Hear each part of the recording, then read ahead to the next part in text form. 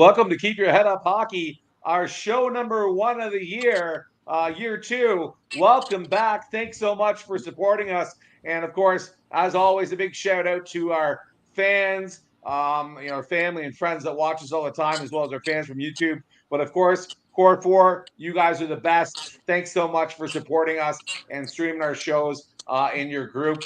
Thanks so much, and thanks for the support. If you're here, smash that like button, share the show, tell a friend about our show. We want to grow this thing and get it as big as best as possible. But we've got myself, Jamie Young. We've got Coach Noze, Dylan Noze.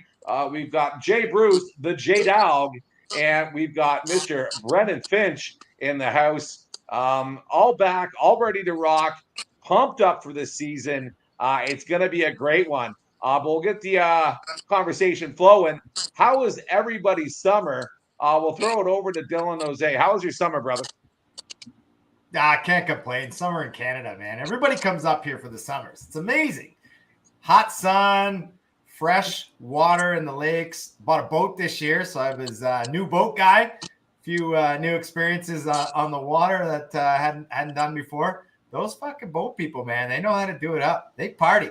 There's some big boats. Now I got a little taste of it. So yeah, let's grow the show so we can all buy some yachts and head on down to Dominican Republic and visit J-Dog. Yeah, buddy. Yeah. With that note, we'll throw it over to J-Dog. J-Dog, how's the summer been in big old DR? Well, summer is like winter here, except about 10 degrees hotter. It's been pretty good.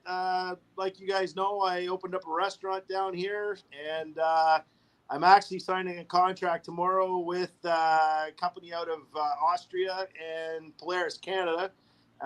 So I'll be the head of security for this company down here. We're restructuring the power grid down here. IXD Holdings and Treasure is the company out of Austria, and it sounds like it's going to be pretty lucrative and a good job for me.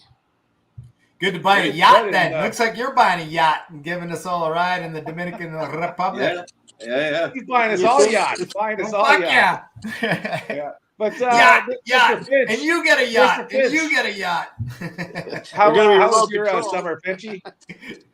Summer's been okay, boys. Got to spend quite a bit of time with the family, with my daughter. It was kind of nice. Bittersweet at the same time. Had some other stuff go on, a couple of surgeries and whatnot, but I'm on the mend and I'm ready to rock and roll. Back and better than ever. You look great for having a lobotomy. Thanks, buddy. I appreciate it, man. They did a good job, Whole new brain. Wow. No laughing thing here. We will bring up the topic that kind of everybody's been talking about the last couple of days, and it's kind of been a little bit hard to deal with as a hockey fan. Boy, oh boy, what a crusher to hear about the passing of Johnny and Matthew Gaudreau. And just a little bit of backstory if you haven't heard about it. Him and his brother were in town to celebrate his sister's wedding. Of course, what do you do as brothers? You're there for your sister when she's getting married. And the night before, him and his brother jump on a bicycle, 2 bicycles, and go biking and get hit by a drunk driver. That was just crushing to me because I love this kid, the way he plays hockey, and I love him so much. But you know what I liked about him even more, boys, was the guy he was off the ice. He was somebody that so many hockey players and fans alike and people from the media looked up to this guy, the way that he handled himself and just the way he treated other people. And it's absolutely pathetic that we've got another example of why not to drink and drive. And it costs, 2 amazing young men their life. We'll touch on this a little bit. I'm going to throw it over to Brendan first and get his 2 cents on this. Brendan, what are your thoughts, man? I mean, it's tragic. There's nothing you can say beyond that. Obviously, thoughts and prayers go out to family and friends, especially his sister. But like you said, two amazing young men, lots of talent, lots of life ahead of them. It really put things into perspective of how we should and could live our days to the fullest, man. Because you never know when you never know when your card's going to get pulled like this. And for it Absolutely. to happen to two great guys like this, as young and talented as they are, shame, man, shame. Yeah, and we'll hear from my coach Jose.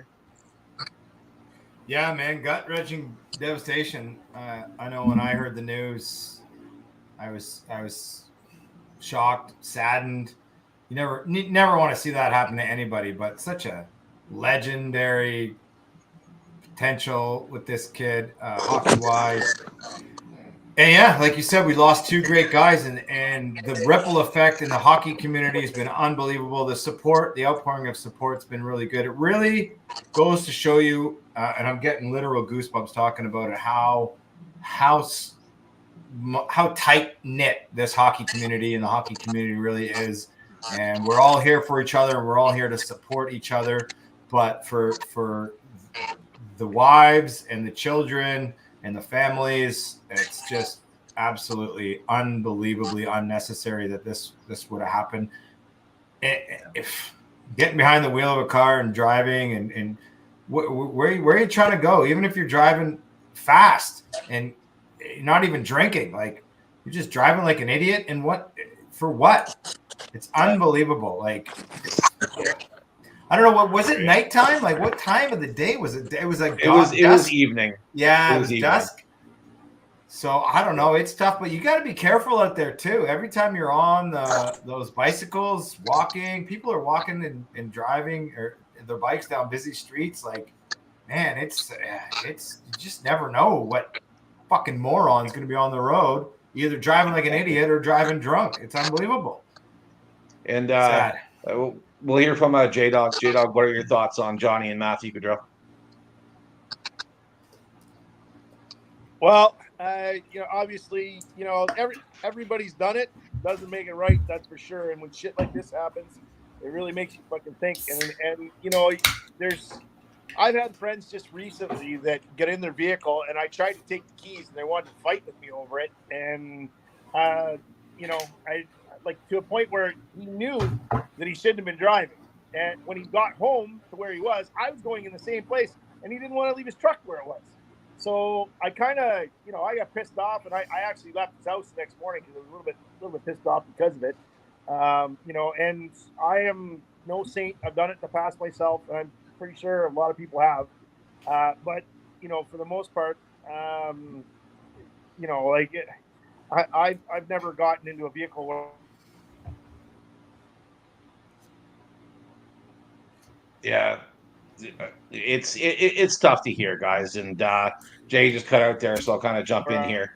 It's tough to deal with because we've had so many examples of this happening over my life. I'm 40 years old, and I can definitely count, on more than my fingers and toes of people that I know through the grapevine that have died, not even famous people.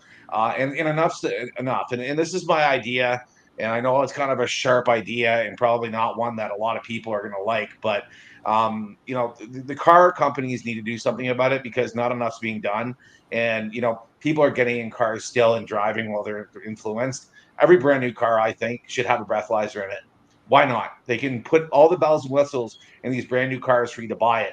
Why wouldn't an incentive to buy a car be like, you know what? I'm going to buy this car for my 17-year-old kid. And I'm going to know for a fact that he's not going to be able to drink and drive in this car because it has a breathalyzer in it and it won't let him start the car if he's had a drink. And I'm telling you right now, I would buy a Ford over a Chrysler or a Chrysler over a Ford or whatever if I was buying for my son and one had it in it and the other did. So that's my 2 cents on that.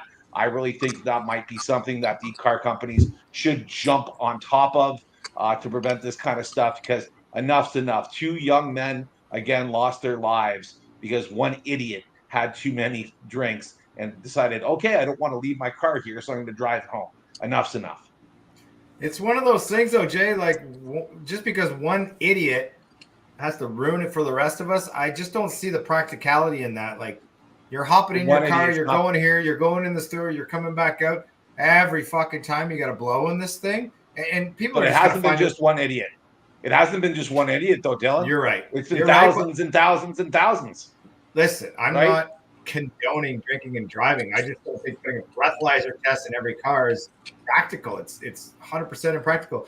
And someone's just going to blow in that. Someone else will just blow in it and start the car and go anyways. Like I've had buddies who've had these machines in their cars. It's a fucking nightmare, man. It's a pain in the ass. Like I would not want that in my vehicle. I'm sorry, but like if I'm going to work, no, man, every 2 seconds, do anything. blowing this thing. I do anything to prevent my son from killing somebody else, or from somebody else from killing my son. Or you know what? I don't mind that idea if it was my son, and I'm like, okay, son, you're going out. You're taking the car tonight. You're going out with your buddies. Maybe you have some kind of. Well, maybe there's something like an interlock type of thing that you can that's portable. You know what I mean? Move it from vehicle to vehicle to prevent it, so people can put something on to stop their younger kids. Maybe have bad judgment. A lot of the times, it's younger people, unfortunately, that cause these accidents. I know not in this case necessarily, but I'd purchase something where I could say, okay, hey, listen. Jaden Ainsley, Ireland, you can't drive unless you have this in the car, and that's the rule. And I've got a tracker on it. I can tell when it is and isn't installed, and when you are and aren't using it, and when you are and aren't blowing. And so, like, it's that simple, right? Like, I say it's that simple. Obviously, I'm not a techie guy. I couldn't develop that type of shit, but it would be a seller for sure, and it would stop. Wouldn't it be a lot? All the people who are against it from having to buy a vehicle and forcing their hand to have it in there. Right. So. Wouldn't it be a lot easier? Jade, I just don't have a good connection. He was about to flip it to hockey. Yeah. So if we paying $12 billion to another country to fight a fucking war, you don't think that we can put $1 billion into the country and have free fucking bus transit or car? He has a point there, though, boys. Free bus transit and car transit. As soon as you go to a bar, you get it. Yeah, it's unfortunate with this tonight. Yeah, they'll just make it another tax, the drinking tax. They'll just add it to the cost of beer or something else. Every time you buy a beer, you got to pay 10 cents to some kind of. And we're jumping in there, Jade, just because you're cutting off there, buddy. Your connection is not coming through very strong tonight, bud. But yeah, we'll just say one more thing, I'll try and log on the computer. I'll be back in a bit. Okay. All right. Sounds good. All right. But we'll just end that topic, boys, with just another, so sorry that I hear for the Gaudreau family, for them to deal with that, especially with, a time of celebration for their family, and it ends in just an absolute tragic event.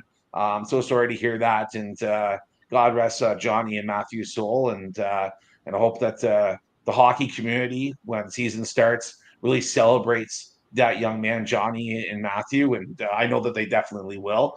But I just, it's pathetic, and it's not right. I did love the Lanny McDonald comment there. That was a really nice. I didn't actually catch it. What did he say? If you don't mind asking, Dylan. Yeah, he basically was the biggest impactful thing was, you're going up there and the hockey guys and the big rink in the sky, and they'll take care of you, and you'll be, playing hockey with those legends up there and looking down upon all of us. So yeah, pretty heartfelt, pretty, like, again, goosebump tingly stuff from Lanny McDonald there. So obviously a special guy right there, right? Character guy. So absolutely. But yeah. Absolutely. Anyway, let's move on. We got to move on to bigger and better, right? Yeah, absolutely. We'll keep the show going here. I guess a big shout out to the Florida Panthers. They got it done after going all the way to Stanley Cup Finals last year and not being able to win, and then finally getting it done against Edmonton. And what an amazing series that Edmonton played too. Down 3-0 and battling back to Game 7, and literally having all of Canada tune in for that Game 7 for sure. I know that I was on the edge of my seat that whole game. I thought they were going to do it. Oh, I thought they were going to do it. Same. Same, but a big shout out to Florida. But yeah, no, I think the big factor there was just you know it's the heart and drive of who wants it the most in Game 7, and I felt both teams, to be honest, were right thick and thin, and just Florida just had more of a oomph that game and just got it done. They scored more goals, right, boys? That's kind of where it comes down to. Brendan, what are you gonna say? They definitely wanted it. That's for sure. Like both teams did, you could tell right from the onset of the game. I mean, it was kind of crazy, that series, the way that it went, momentum wise, so heavily in Edmonton's favor going into the last game there, and even throughout that last game, I was like, man, this is a team of destiny. It's got to happen, and it didn't happen. It's unfortunate, but I think it's a pretty obvious thing that Edmonton's going to put themselves in a position to capitalize once again in the playoffs this year. Oh yeah, just signing Draisaitl to what is 114 million for 8 years or something crazy like that. The contract that 14 million a year. Yeah, 14 million a year for 8 years. That's pretty impressive, and happy that he kind of held out there for a bit and got what he really deserves, because he really is a top 3 to top 6 forward in the league, and he definitely deserves that. But yeah, Dylan, what are you going to say about the finals, man? I know that you watched the whole playoffs. What do you think about the finals and how Edmonton did, and how what Florida was able to achieve? I love the passion, how they came back in those 3 games and just battled. And I don't think it's I think it happened once in the entire NHL and all sports where a team in the championship series actually came back from being on the brink of elimination, basically game, set, point, whatever you want to call it, whatever tennis analogy you want to use. And they were so close. They almost did it. Actually, I think one team did it. Brendan, do you want what team that was? I think they did it. Yeah, the Toronto Maple Leafs. I believe the Toronto Maple Leafs are the only team that ever did it. So just saying, but that would have been unbelievable to see that. Unfortunately, it really just came down to one fucking goal, boys. That's it. One goal. But I couldn't understand Edmonton in the last half of that game. Like it's like they just gave up. They just didn't give a shit. There was just nothing. Like they were like, I can understand that, you're nervous, you're gripping your stick too tight, you're not making your plays, you're not making your passes, like it's do or die. But they played 3 fucking do or die games. This was do or die. I think they were gassed. It finally caught up with them. It felt like that must have been it. Sure. Nothing left in the tank, right? They had to pedal to the floor for 3 games. They had to, and they were just like, fuck, we cannot get this last goal. And I mean, in all honesty, look at how hard they had to work against Vancouver. Holy jumping, man. Vancouver should have been in the finals, to be honest with you, because that game Edmonton stole from them. Yeah, right. Stole from them. Can we hear J-Dog? J-Dog, can you hear us? Yeah, I can hear you fine. Hey, there you are. There you are. We're talking about the computer working. But I just found it, Brent, didn't you find it funny how, like, in the last 2 minutes, you're moving the puck, you're in the zone, you're moving it around. Like, they didn't even establish zone time in the last 2 minutes of that game. No. This is the fucking Game 7 Stanley Cup final, down by a goal. Like, if it was the Leafs up a goal, they would have gave it up for sure.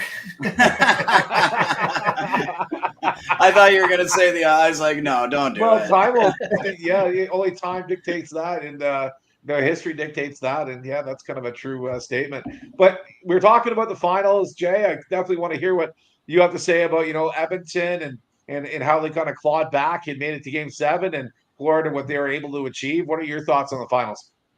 Well, Florida was the team. If you're going to put together a team right now in the last 5 years, 6 years, Florida is the blueprint. They're solid from top to bottom. The goaltending is outstanding. Defensive core was phenomenal. They're fast, puck-moving defensemen that can be physical if they need to. But even their smaller guys, they have that Lidstrom-like mentality where they don't try to go in for the big hit. They just cut the guy off, take away the space and take the puck. But always get a body on them, like they're great. You don't have to just hammer the guy. That's been part of, I think, a lot of teams that lose in the finals. everybody gets jacked up. And Florida, the one thing about Florida, and the reason why they've been in the finals as much as they have in the last little while, and as good as they have been, they're calm. They don't get overbearing and they don't overexert themselves. You got Tkachuk who does that on a regular basis, but that's just the way he plays. He's like Marchand. He's like, he's a rat. He does that thing. But you only need one guy doing that. You don't need the rest of your team. It pumps up the rest of the crowd. It gets everybody going. And then when you have a team like that has a goalie like that, it's just shut the door. He didn't play as well as he could have. I think he kind of fell off a little bit for he was part of the reason why they were able to be clawing back as far as Edmonton was concerned. But as far as Edmonton was concerned, they just lost it in that last game. There's no question. I think that they were burnt. Coming back all the time is hard to do. And I'll be honest with you. I mean, I've been in a few situations playing in different types of games and whatever, where you come back, and then in your head, you're going like, you start questioning things. Can we do this again? I mean, it's got to stop at some point, right? Like that's the mentality that creeps into your head when you know that it's laying on the line. And that's the difference between champions and the guys that come in second place. And I'll be honest with you, the only reason why we're still talking about Edmonton at all right now is because of who's on the team. That's it. Because most by this time this year, and every year before the season starts, most people don't even really talk about it, or half of them forget who they were playing. Who the winner was, and that's about it. You know why they lost, though, guys, right? We all know why they lost. One guy. Corey Mr. Gary Bettman. Gary Bettman. Jesus. I was going to say, but yeah, Corey Perry. Yeah, he likes to lose in the finals. I love to lose in the finals. Hilarious. Yeah, no, but that Florida team, you know what? I was actually pretty happy when they won. I was like, good for. I'm glad, but there wasn't a guy on that team that I really hated, other than maybe Sam Bennett. The rest of the guys, I was happy. I was happy for them. Bennett and Reinhardt. I don't mind Reinhardt. When do you have that kind of guys? Bobrovsky deserved the cup. They all deserved it, man. They played their quality team. balls They're built. off. They're built to win. And to get to the finals in the previous year, right? They got to the finals in the last year. Get under your skin. J-Dog? They got three guys on that team that are rats. They got Bennett. They got Chucky and Reinhardt. what's his face? You just mentioned him. I'm having a brain fart now that I got all excited. Reinhardt. Thank you. All three of those guys are Marchand type. Get under your skin. Getting excited over there, boys. Yeah, get a little dirty. And they know how to play hockey. They're not just like guys that get out there and physical. They're actually good hockey players, and they're smart. They do stupid shit, but they're smart. But they're gritty and they antagonize people to do the wrong thing against them. It's a Marchand thing, man. They're wicked antagonizers and instigators, and it's like everybody else, right? Like every guy that you hate in the NHL, you hate him for a reason, and you probably still like to have him on your team. Absolutely. Factual. The only guy that I can think of is Kadri. I wouldn't want him on my team. I know when I played hockey. I take him back in Toronto. You guys will agree, especially J-Dog will agree. When you played hockey and you knew that there was other guys on that team that were leagues better than you in terms of skills, puck control, whatever. That just fired me up even more to get in their skin, frustrate their game, fucking taps, fucking elbows, fucking little cheats, man. It's all about the little cheats. And hockey is probably the worst sport for little cheats. You look at other sports, soccer, basketball, you can't get away with a single cheat. Football maybe holds a candle, but hockey is the worst for little cheats. Always. Slewfoot. Well, I agree with that, boys. But I really think the one thing I think the reason as to why Florida won this was they got there last year and they lost, and that just bad taste in their mouth. We got here all this way and we couldn't get it done. And you imagine, that pin drop in their dressing room after that big loss to Vegas. And it was tough. It was tough for them to go through. And same thing with Edmonton. I've seen video of after the game. There's not a damn word being said in that dressing room. They're sitting there. They're all crying. They're all, just beside themselves. We made it to game 7. We've got such a good team here. we had all of Canada behind us, and we couldn't get it done. I tell you right now, that might be the team to win it this year is Edmonton. They've still got all their core. It's still intact. They got a great coach. They've got a great system. All the boys are on board. Let's get it done for Edmonton. So I don't know, man. I agree, Jamie. You're going to see that more and more. You're going to see that way more now. Teams going all the way and then winning the next year. Yeah, because I agree. It's just unfinished business. They want it more than anybody. Jay? I'll be honest with you. I think part of the big reason that we haven't mentioned yet in Florida is the coaching. Paul Maurice, I think, is the best coach in the NHL, if not in the top three.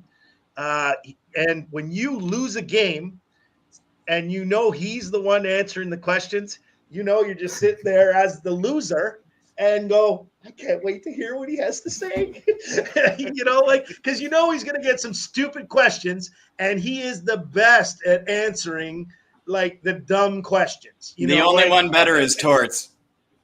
Yeah. Well, he's more angry. Paul's so just kind of, very nonchalant. It makes you dry. Feel stupid, Very dry. It's like a big, he just, hey, excuse me, what kind of question is that? Here's a big fuck you, buddy. He's one of the best systems coaches in the NHL. He knew what he had for a team. He helped build that team. He brought in the right players. And I'll tell you right now, I think that more than anybody, he probably deserved a cup more than anybody on that team. Yeah. I feel like I would like to play for – if you could pick 3 coaches that you'd like to play for, past or present, dead or alive, who would they be? I think I would – I don't know if I'd pick Torts, but I would definitely pick Paul Maurice, maybe a guy like Pat Quinn, and I don't know. I can't think of a third at the moment, but what do you guys think? I'll go. Pat Burns, number 1 for sure. That's a good one, coach. That's a good one. I was just going to say him. Yeah. Ron Hextall hasn't coached in the NHL, but he's coached the minor, and I've actually watched him coach. And he's a GM behind the bench. So Hextall as well. Then last but not least, I've definitely got to say Torts. Torts would be a guy that you'll hate right during the season if you're that one guy that's not putting in 100%. But at the end of the year, when you're awarded an award that you probably didn't deserve at the beginning of the year, but he pushed you to that edge to get you there. He'll be the guy on the dock at the cottage that you're having beers with the most, right? So he'd be my third. Brennan, who's your 3 coaches? That's a great question, Dylan. I'd have to say Scotty Bowman 1. Of course. Like it. Great choice. Jeez, man, that's a tough call. We'll always come back to you. Randy Carlyle? No, I do like Torts, but there's a lot of guys. There's just so many guys that that flood your mind. Like Pat Burns definitely is one of them. They're just the era that we're from, Pat Burns, right? Bruce Boudreau? Bruce, yeah, absolutely. There's a lot of them, man. There's just so many.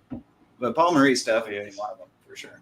Jay's known more coaches than us. He's a little bit older than us. Not too much older, but a little bit. Jay, who's your 3? Still acts younger. Still acts younger than all of us.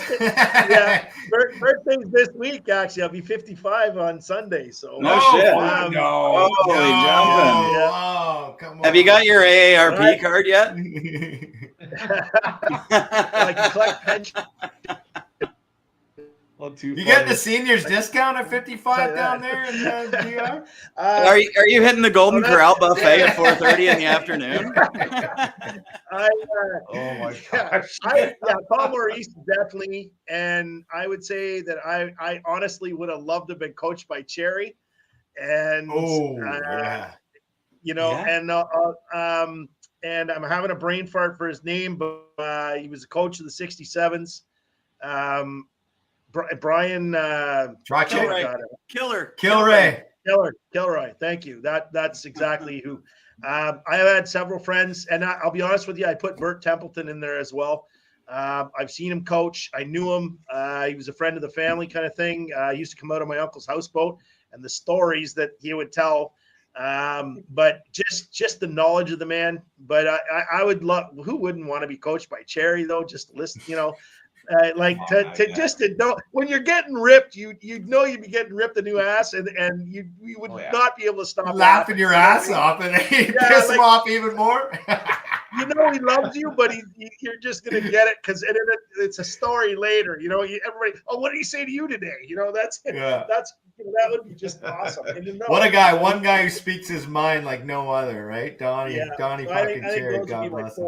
I know I had an extra, but one more thing about the finals, boys, that kind of rubbed me the wrong way, and I'll pitch it and I'll hear what you guys have to say. But Connor McDavid, MVP of the playoffs, and here comes Gary Bettman, to hand it out, and knock on the door, and nobody's home, and Connor does not come out to grab the trophy, and but yeah, snub. Two schools of thought. One is, oh yeah, he's an ass, he's just upset, he's a sore loser, and blah blah blah, poor sport. Another side of it is, like, this is probably the most gentlemanly guy that we've seen in the NHL. Not just the most talented, but the most gentlemanly guy that we've seen in the NHL in quite some time. Give the guy the benefit of the doubt. Why would you want to steal that thunder from the team that just won the cup, too? Let him wallow in his sorrows, man. You know what? Fuck it. If he wants to sit in the dressing room, have a couple of beers, and have a cigar to smoke his sorrows away or whatever, let him do it. He doesn't need to get out there and rain on their fucking parade. I can't blame him, man. Like, people read way too much into that. Way too much. I'm not saying that it's unclassly, but I just think that he really deserved that reward. If it were me, I would have accepted it, even though it was from Gary Bettman.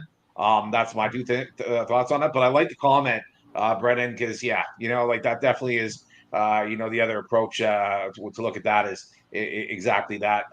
We'll go to Nose and then final thoughts from J-Dog.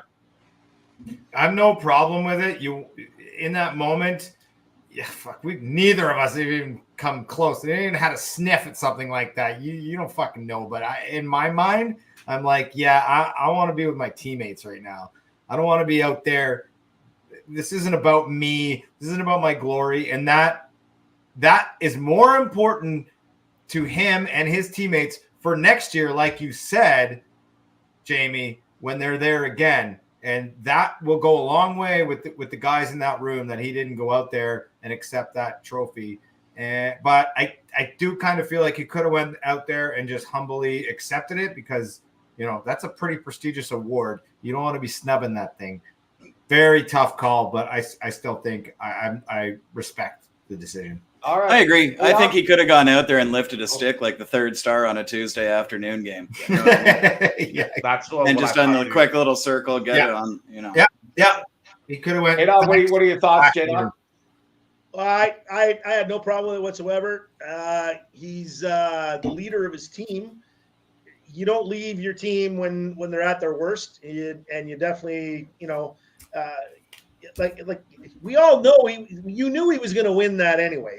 Whoever, it was not a surprise. We knew that from the start of the season he was likely going to win it. So why be such why worry about it? It's an award. He's playing a team sport and getting a personal accolade. You're with your team.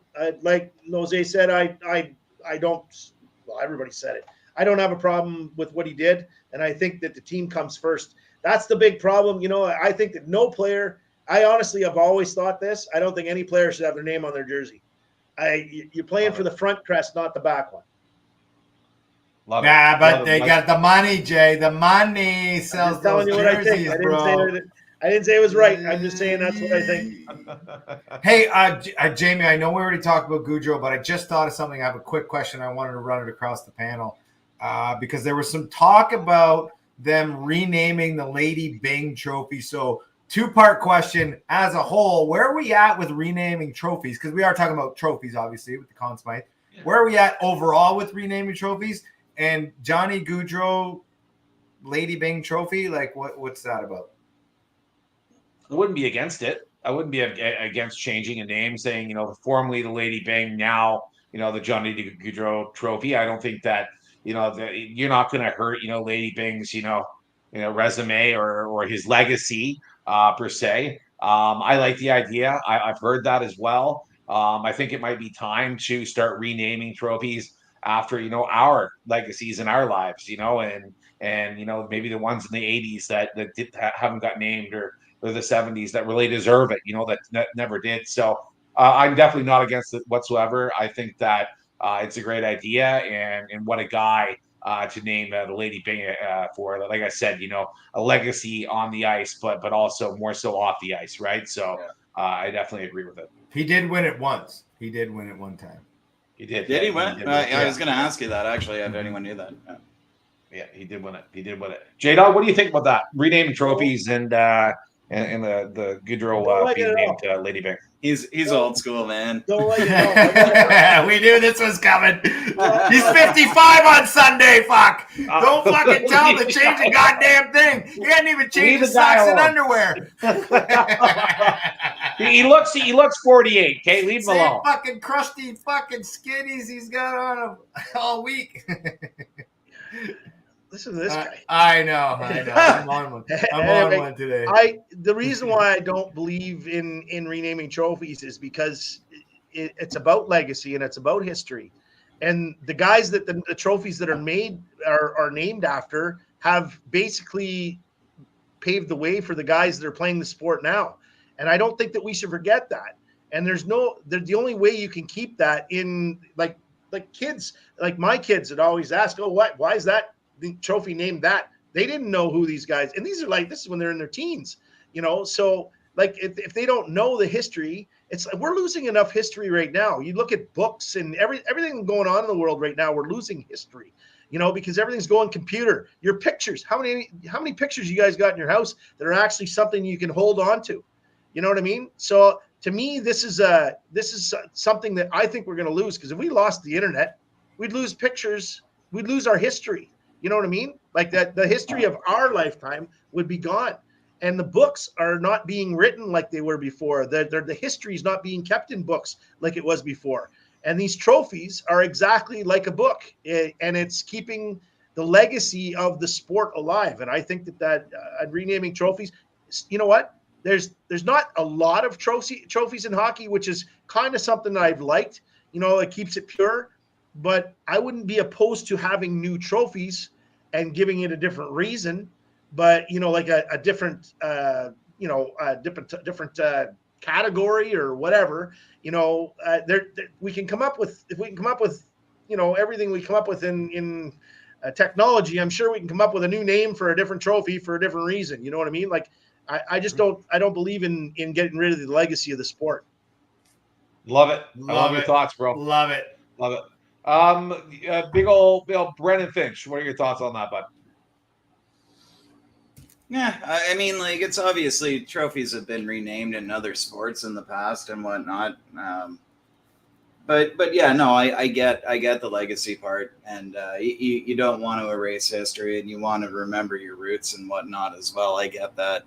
I don't think it's necessarily even a matter so much as renaming a trophy as much as it is, at the award ceremony, doing a tribute to Johnny and his brother, and even saying, here's the Hart Trophy presented by MasterCard in memory and legacy and honor of Goudreau family. Something like that. There's other ways of doing it if you're not going to rename it. I mean, like, I get the legacy part. Quite frankly, it doesn't mean as much to me, so I really couldn't care less.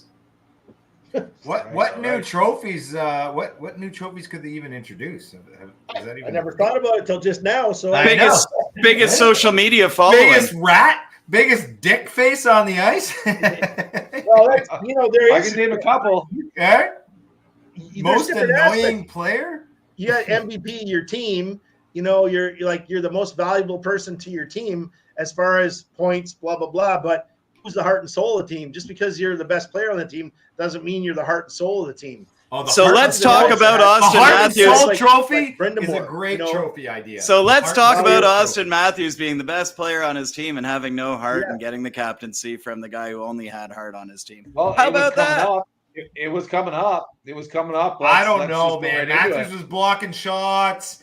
He was doing a lot of stuff, back checking. Matthews is the best Whose two-way fucking player in the shots game is he right now. blocking? He's Justin blocking Bieber's and back checking, shots? man.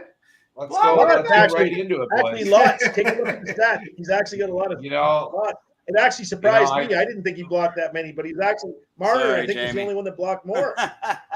he, How's that Right for into really our next blocked a crap segment. load of shots. He Into the blocked a next crap load of segment. shots.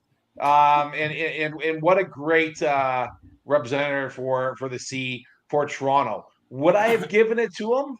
I don't know if the most goals and the best goal scorer on a team really deserves to be the captain of a hockey team. I don't think that really deserves that. I think so more so, like Jay just said, who's the heart and soul of your hockey team? Who's the guy that you look to for leadership when it comes down to it, right? Who's the guy to put his body in front of, so and so? Who's the guy to go after somebody after a bad hit and get the crap kicked out of them? And he just, just to show that he's going to stand up for his team, right? Johnny Tavares was that guy, right? He'd do all of that. Would Matthews do that? I don't know. Do I still like him as a captain? I still like him as a captain. I think he's going to be a good fit, but he's not somebody to go to war like that for his team. So why make him a captain? Personally chose Ryan. That's who I would have picked. He's the oldest Leaf on the team right now. He definitely goes to bat for them. He took the guy's head off from Ottawa for scoring the empty netter. That's a small thing, but it was disrespectful to the Leafs. So, that's my 2 cents on the topic. I don't think it's a terrible decision, but I think that Morgan Riley would have been a better one. Let's go to Brent. I think it's stupid. I'm with Jay. I don't think that your best player should be your captain. That's unfortunate. That's how it is. Understandable that this happened the way that it did, because that's just how things are now. That's the new NHL, right? Oh, you scored the most goals on your team for the last 4 years, captain. Yeah. Like this, nothing against the guy. He's super talented, but let's face it, if your heart wins you playoff series and your heart wins you cups, because all these guys are fucking talented. Let's face it, this is the NHL. Every team's got talent. It really comes down to cohesiveness and whether or not you've got the friggin' testicular fortitude to go out and give it throughout the playoffs, right? I think Austin Matthews proved the opposite. Yeah. So, I mean, like if Hart wins cups and playoff series, I'm sorry, boys, but as long as he's your captain or even playing for your team, I'm not going to win a cup. All right. Let's go to J-Dog. Let's hear from him, and we'll hear from Coach Jose. Well, I don't like it. However, you now have a new era with the chief behind the bench, and I will tell you this: there will be players that never even threw a hit last year on that team, and there is a few that will be throwing at least 5 hits a game. I guarantee you, the whole mentality of this game is going to change due to 2 things. Mr. Tanev coming in is going to change some attitude on the back end. I guarantee you. And I guarantee you that if you don't play for this guy as a coach, you're going to be riding the pine, and it doesn't matter if that C is on your chest or not. I guarantee you that is part of the deal that he made coming in. It's his way or the fucking highway. And if you don't like it, you're on your ass and you'll be riding the pine or up in the press box. And I absolutely think that this team is going to change. I think having somebody like Tanev, I don't think they're done yet either. I think you're going to see somebody else come in. They just signed somebody else today too. I missed who it was. My internet went down, but they signed somebody else that was on Florida as well. I'm trying to think who it was, but I forget his name, but it's just to a tryout though. But he's that kind of guy. He's a physical absolutely. being. I'm trying to think of who it was. Anyway, the point is, I think the team has changed. The dynamic has changed, and having a guy like Tanev on the back end is going to make a big difference, and the coaching is going to make a big difference. The guys that are up front, you're going to see. I think you're going to see either a trade very early in the season for I think either it's going to be Willie. I think it'll be Willie, and you're going to see another big defenseman come in and another winger come in. or they're going to go after another goalie. But Steve- Will they? Stephen Will Loret. they? Stephen Will Loret. they all? Will they all think that Austin Matthews is a good captain too? I think they will. I think he's I going to don't- change. I think he's going to change. I think that you're going to see a change. It might take like 15, 20 games before you see the change, or it's going to be that gradual. But it's because it's not something you can change overnight. If you're not a physical guy, the guy's 6'4" and 240. Like, there's no reason why he can't be physical. He's just not, and he doesn't have to be. And it's the same thing with McDavid. McDavid's not physical until you piss him off, but he just doesn't have it in him mentally. And it can be trained into him. It can be. When you're that size, it can be. He doesn't have to be a crazy physical presence. He just needs to throw the body around when his team needs a lift, and that's it. It doesn't take much more than that. And he needs to show up physically during the playoffs, obviously. But if you do that during the regular season, you start to do that at the start of the year and progress throughout the year. You got 80 games or 80, what is it, 82 now? The 82 games to sort that out. You're going to make the playoffs. I've heard somebody say they weren't going to make the playoffs this year.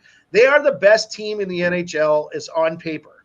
But with the one thing they're lacking is, and that's, Yeah. I think that's changed. I think that is going to change. It's going to take a while, but it's going to change.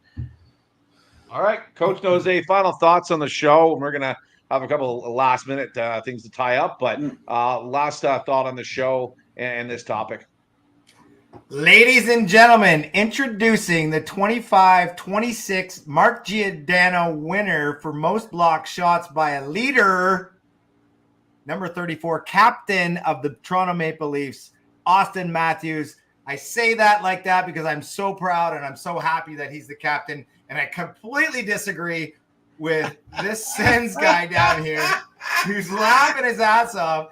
Because he's going to get used to laughing because that's what's going to happen all year when he's watching his Sens this year. Because I tell you one thing, the best fucking player on the team is the captain. It's like that in the minor leagues. It's like that all throughout the year. I'm sorry to say, but yeah. I know it's like that, but should it be? You want your guys to look up to the guy who's scoring the goals, who's making the plays, and you know what?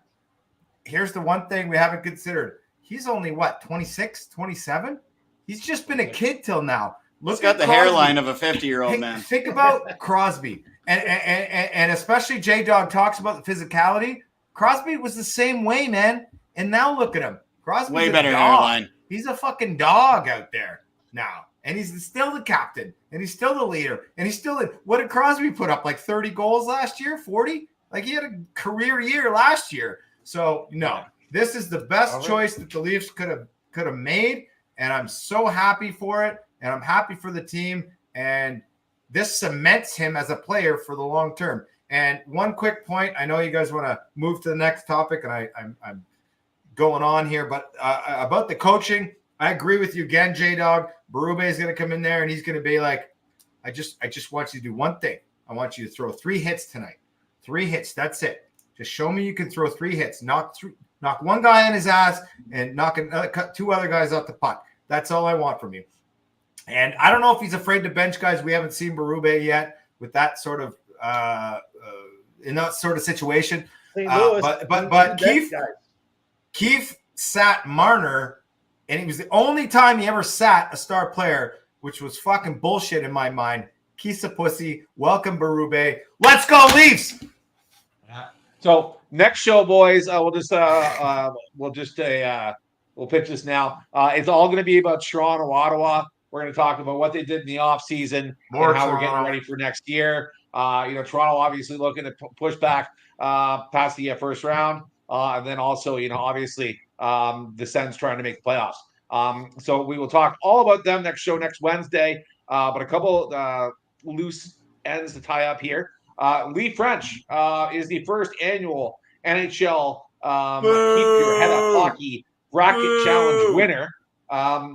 Lee, you just won yourself a $100 merch package. That does include shipping, so we're going to probably get you, probably a sweater and a hat, but $100 of merch coming your way, my friend.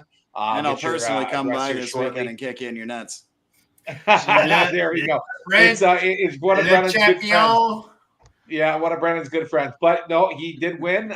He had the Rangers winning the cup, but he did have Edmonton going all the way to the Stanley Cup Finals. So just a Smart. kind of big old clap on that for Kudos him. What happened to the There's only Rangers? 5 people. There's only 5 people in our Don't league win this the year, President's Trophy.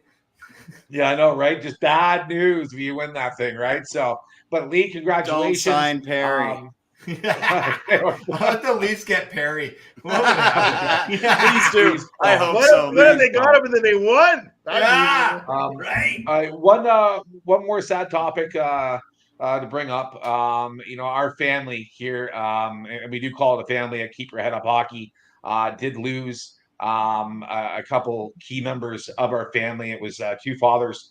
So we are going to throw it over to J Dog first to speak about his father, Paul Pantry, who did lose his life. I'm just going to get a picture up of him, and then we'll throw it over to another family member to talk about the person that he lost.